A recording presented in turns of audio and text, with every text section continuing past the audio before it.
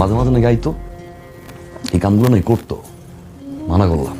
কয় কি মামা জানেন, মাঝে মাঝে আয়, করবিটা কি? খারাপ ওষ দিয়েছি মামা কল্লার উপরে। ছোট পর্দা কাঁপানো বর্তমানে এক অভিনেতার নাম মুশফিকার ফারহান। ঈদে এই অভিনেতার 8টি নাটক ইতিমধ্যে মুক্তি পেয়েছে, যেগুলো দর্শক মহলে বেশ আলোচনায় ছিল।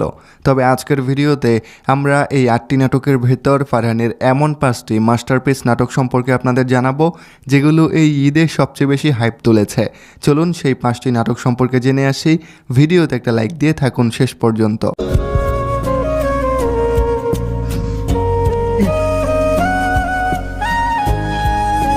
নাম্বার 5, মধ্যবিত্তের সংসার। ঈদে ফারহানের সেরা 5 নাটকের মধ্যে নাম্বার 5-এ রয়েছে মুশফিকার ফারহানের মধ্যবিত্তের সংসার নাটকটি।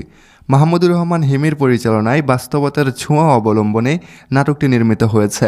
মুশফিকার ফারহানের অভিনয় ভালো লেগেছে। তানজিন তিশার অনবদ্য ও ন্যাচারাল অভিনয় গল্পটাকে আরও প্রাণবন্ত করে তুলেছে। নাম্বার 4, আবদার। মুশফিক ফারহান ও ফারিন খান অভিনীত নাটক আবদার পরিচালনা করেছেন রুবেল আনুশ। নাটকের শুরুটা হয় নানান মজার দৃশ্য দিয়ে।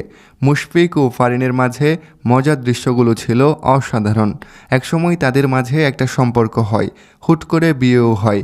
এরপর গল্পের মোড় ঘুরে যায়। নাম্বার 3, শেষটা তুমি। শেষটা তুমি নাটকটি দেখে মুগ্ধ হয়েছে। বিশেষ করে মুশফিক আর ফারহানের অভিনয়ে দর্শক আবেগ আপ্লুত হতে বাধ্য। নিজের সেরাটা দিয়ে অভিনয়টা করেছেন তিনি। নাটকে প্রেম, আত্মত্যাগ ও বিশ্বাসঘাতকতা পাশাপাশি এসেছে। এত কিছু করার পরও কিছু না পাওয়া বা উল্টো আঘাত পাওয়ার ব্যাপারটাই মন খারাপ হয়েছে।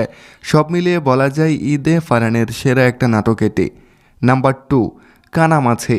এক অনবদ্য প্রেমের গল্প, যেখানে চিরকুটের মতো ছোট্ট একটা মাধ্যম হয়ে ওঠে হৃদয়ের গভীর অনুভূতির প্রকাশ।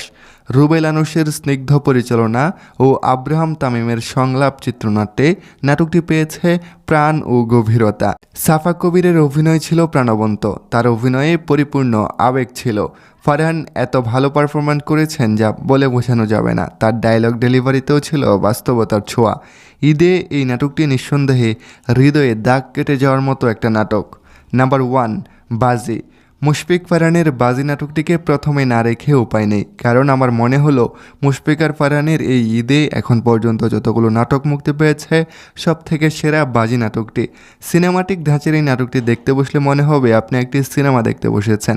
তাই সব মিলিয়ে বলতে পারেন বাজি নাটকটি নাম্বার 1-এ রয়েছে। প্রিয় দর্শক, শেষ করছি আমাদের আজকের এই আয়োজন। আজকের কোন নাটকটা আপনার কাছে সেরা মনে হলো কমেন্ট করে জানাবেন। দেখা হবে পরবর্তী কোনো ভিডিওতে। ভালো থাকুন, সুস্থ থাকুন।